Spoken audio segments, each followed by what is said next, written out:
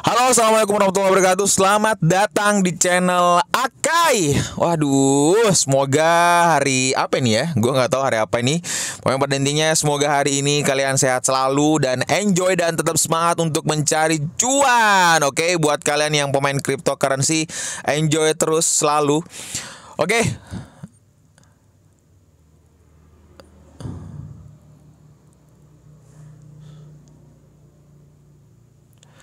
Anjir, tetangga gue so sweet banget. Pas lakinya mau berangkat kerja. Oke. Pangling gue liatnya. Oke. Jadi lupa kan. Astagfirullahaladzim, ya Allah. Mbak, Mas, kamu so sweet banget, sumpah. Oke. Tadi gue mau bilang apa, jadi lupa benar-benar. Astagfirullahaladzim. Oke, buat kalian yang baru gabung di channel gue, jadi channel gue tuh adalah channel dimana kalian bisa dapetin update news terbaru mengenai dunia cryptocurrency. Oke, jadi kalau kalian mau dapetin sudut pandang, mau dapetin perihal mental, perihal pola pikir mengenai dunia cryptocurrency, kalian sudah seharusnya tinggal subscribe channel gue dan nyalakan notifikasinya. Oke. Dan gue juga mau ngasih tahu kalian bahwa channel gue tuh ngadain giveaway terus setiap bulannya. Jadi hari ini giveaway-nya 2 juta rupiah untuk 5 orang pemenang. Jadi masing-masing 400.000. Dan syaratnya gampang aja, tinggal subscribe, like, dan tinggalkan jejak di kolom komentar. Dan pastikan guys ya, pastikan kalian sudah follow Instagram gue, yaitu ketik aja di sini Akai, sesimpel itu. Gue bakalan ngumumin tanggal 30 Januari tahun 2022. Oke. Dan gue mau ngingetin kalian bahwa giveaway gue tuh setiap bulannya bertambah terus ya, 1 juta rupiah. Jadi bulan ini 2 juta, bulan depan 3 juta, bulan seterusnya 4 juta, dan seterusnya nambah juta pokoknya. Oke, kali ini gue bakalan ngasih informasi sudut pandang lagi, pola pikir ke kalian ya. Karena memang lagi marak banget nih si pembicaraan ini adalah seorang anak Indonesia berusia 22 tahun menghasilkan 1 juta dengan menjual selfie NFT di OpenSea. Jadi memang si Gozali ini memang lagi hype banget di dunia media sosial, baik di Cina maupun pokoknya di seluruh negara lah menurut gue.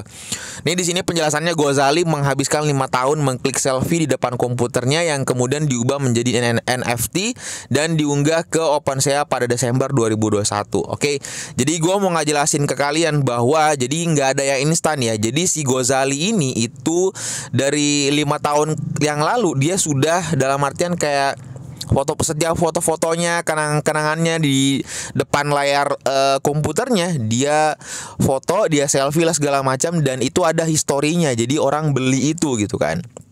Karena memang sekarang lagi pasar NFT lagi kacau banget, kacau balau, gila, gue nggak tahu lagi mindsetnya orang-orang ya. Seorang mahasiswa jadi sini jelasin bahwa Sultan, gila, Sultan guys, dia namanya Sultan. Jadi ini tuh seorang mahasiswa, jadi dia ilmu komputer, berusia 22 tahun dari Semarang. Wih, Semarang nih. Oh, mana Semarang? Salut gue anak-anak Semarang nih. Keren. Kalian luar biasa guys. Kalian amazing sekali pokoknya.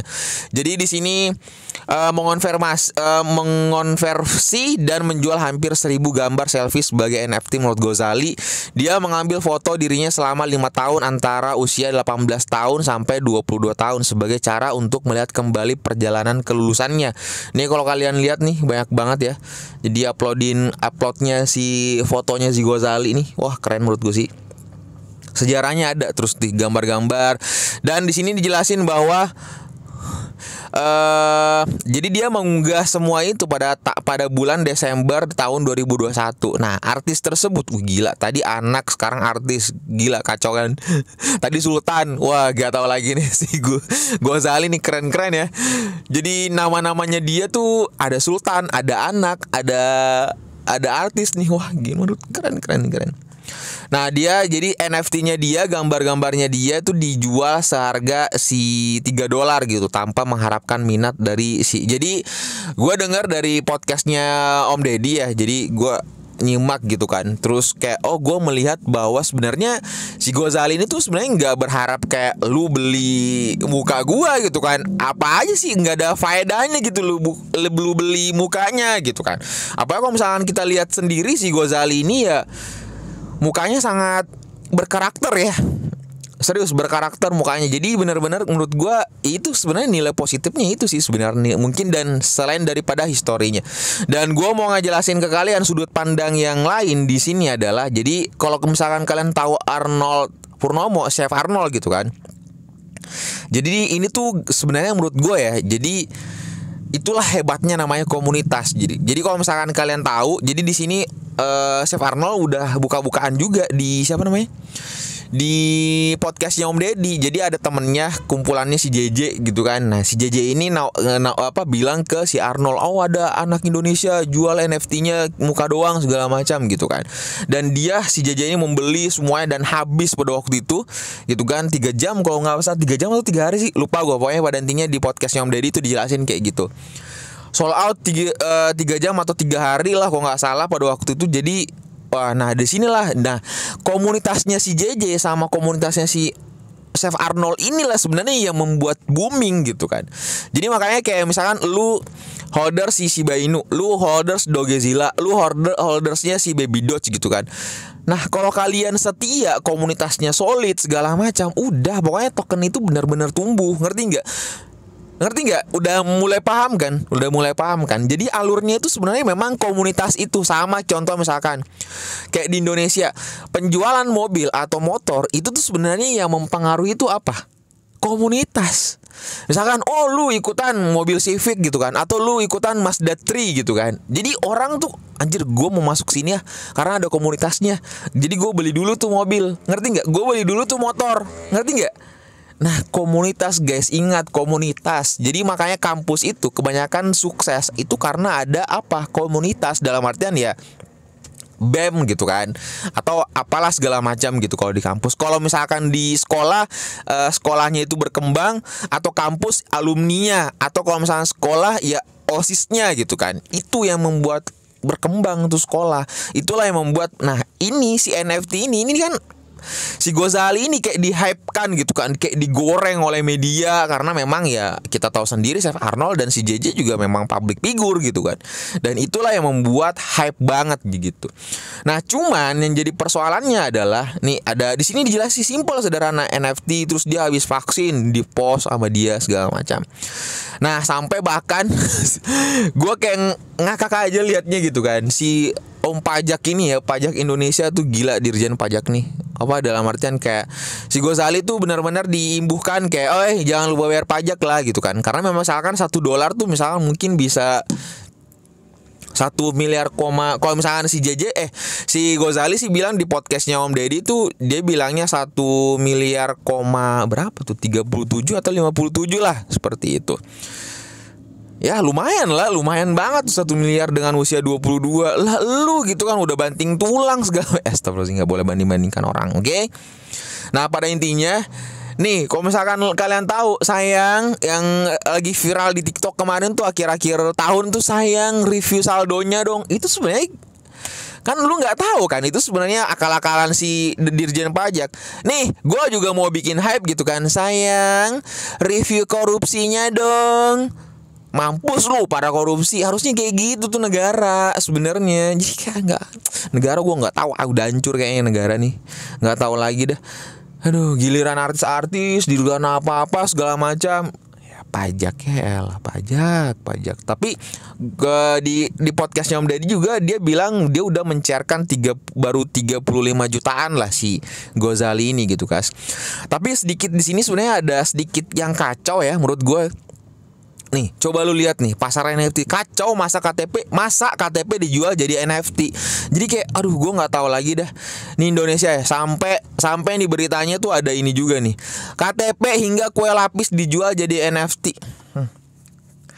Jadi gimana ya? Gue sih sebenarnya nggak mau terlalu jor-joran ya kayak ngata-ngatain kalian, tapi please.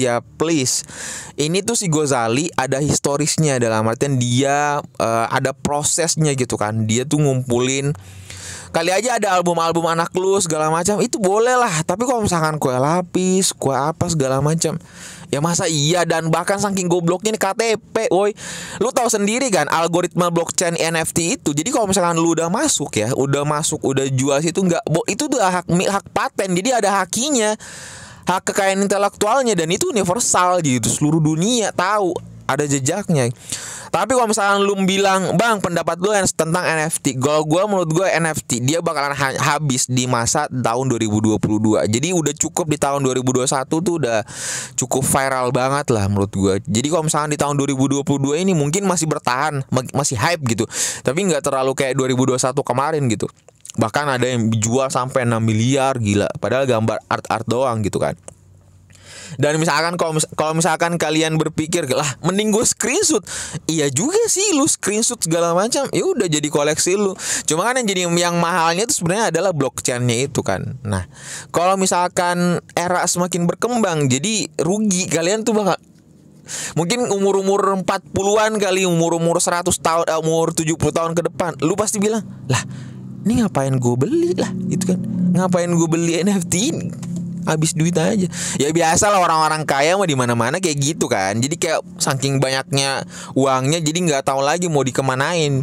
Tapi kerennya di NFT itu adalah dia terbatas. Jadi kalau misalkan lu beli dari si Gozali ini, itu udah punya lu. Habis itu kalau misalkan lu jual, ya lu bisa dapat lu bisa naikin harganya gitu kan. Dan si Gozali ini mendapat setiap transaksinya 10% loh. Keren banget kan. Jadi para anak-anak art, anak-anak desain segala macam yang bisa gambar, wah keren. Lu masuk aja di dunia NFT. Serius, lu bakalan bisa kaya di situ. Tapi ya sedikit pandangan gua, dan kayaknya hype-nya cuma sampai tahun 2022 gitu kan. Seperti itu. Jadi manfaatkan aja mumpung masih bulan Januari nih. Ayo guys, jadi kalian yang desain segala macam terus upload di OpenSea segala macam, ayo selalu berkarya, oke? Dan gue juga mau ngejelasin ke kalian, karena jangan sampai kalian bego ya, jangan sampai kalian goblok ya. Karena kenapa NFT foto KTP bikin heboh? Ingat bahayanya, di sini ada bahayanya loh ya. Jadi bahayanya itu adalah kena pasal.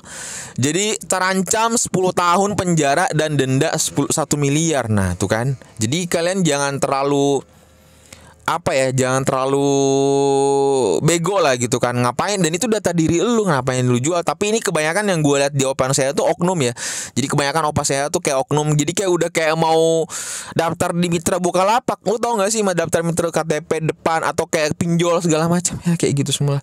Udah gitu aja. Pada intinya kalian sudah dapat apa yang gue mau sampaikan. Gue nggak tahu apa yang kalian dapat, soalnya banyak banget. Gue kayaknya belepotan deh, sumpah. Oke, dan enjoy selalu. Thank you banget yang udah support gue. Sebelum kalian close, pastikan kalian sudah subscribe dan nyalakan notifikasinya, oke? Dan kalian sudah tulis di kolom komentar sebisa jari kalian mengetik. Titip salam sama keluarga kalian dan enjoy di hari ini. Dapat salam dari gue, Akai. Assalamualaikum warahmatullahi wabarakatuh.